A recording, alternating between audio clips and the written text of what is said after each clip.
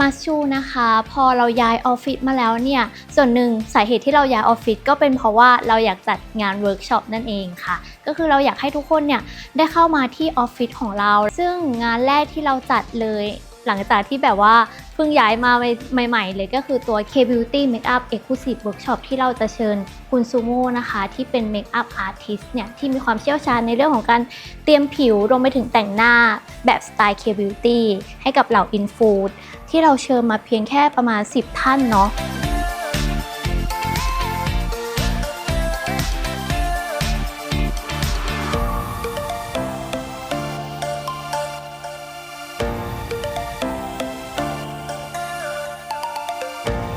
แล้วก็จัดงานนี้ขึ้นมาก็เพราะว่าจะให้อินฟลูเอนเซอร์เนี่ยได้รับประสบการณ์ดีๆนะคะจากเมคอัพอาร์ติสที่เป็นผู้เชี่ยวชาญด้าน K-Beauty โดยเฉพาะอย่างคุณซูโม่เลยส่วนหนึ่งก็ไม่ได้แค่แบบว่าจะแค่แนะนำตัวมัชชูเพียงเท่านั้นนะคะเราก็อยากให้อินฟูเนี่ยที่อาจจะมาร่วมงานกับเราในอนาคตเนี่ยได้ทราบว่ามัชชูเนี่ยเป็นเหมือน K-Beauty Curator ค่ะก็คือเป็นผู้ที่คัดสรรไม่ว่าจะเป็นกลุ่มสกินแคร์หรือกลุ่มเมคอัพแล้วพวกเราเองเนี่ยลองใช้แล้วก็รู้สึกว่ามันสร้างการเปลี่ยนแปลงแล้วมันก็แบบทำให้ผิวของเราอย่างเงี้ยค่ะดีขึ้นได้จริงๆนั่นเองเพราะว่าเราเชื่อว่าถ้าตัวอินฟลูเอนเซอร์ค่ะเขาได้ลองผลิตภัณฑ์ของเราด้วยตัวของเขาเองอะค่ะเวลาที่เขาทำคอนเทนต์มาอินฟลูเอนเซอร์เขาก็จะรู้ได้ด้วยตัวเองว่าโปรดักต์เนี้ยมันดีจริงๆนะ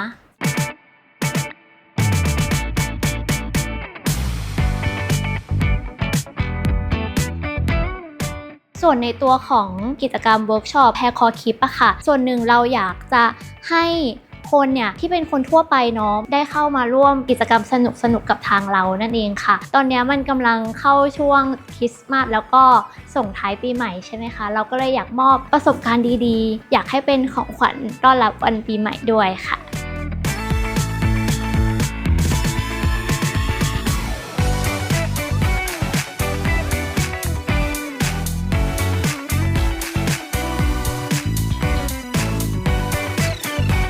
ก่อนที่จะลากันในปี 2025 ต้อนรับปี 2026 นะคะกี้อยากจะขอบคุณลูกค้าทุกท่านนะคะไม่ว่าจะเป็นกลุ่ม B2B กลุ่ม B2C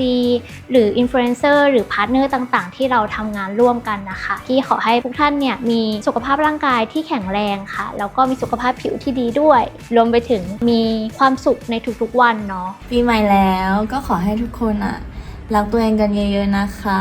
ก็คือเลือกแต่สิ่งดีๆให้ตัวเองเนาะแล้วก็ดูแลตัวเองดีๆรักตัวเองให้มากๆแฮปปี้นิวเยียร์นะคะสวัสดีปีใหม่นะคะกับลูกค้าของมัดยูทุกท่านนะคะก็ขอบคุณลูกค้าทุกคนนะคะที่อุดหนุนทุกแพลตฟอร์มแล้วก็สินค้าของเรานะคะปีใหม่นี้ก็ขอให้ทุกท่านนะคะสุขภาพร่างกายแข็งแรงนะคะสำหรับใครที่เดินทางไปต่างจังหวัดก็ขอให้เดินทางปลอดภัยโดยสวัสดิภาพนะคะขอบคุณค่ะFirst of all, big thank you to all our customers. We wish you nothing but the best of luck every single day. May you stay prosperous and keep your body and skin health. We hope that most of you can continue to take care of your skin in the year to come. Thank you so much. เก่งมาก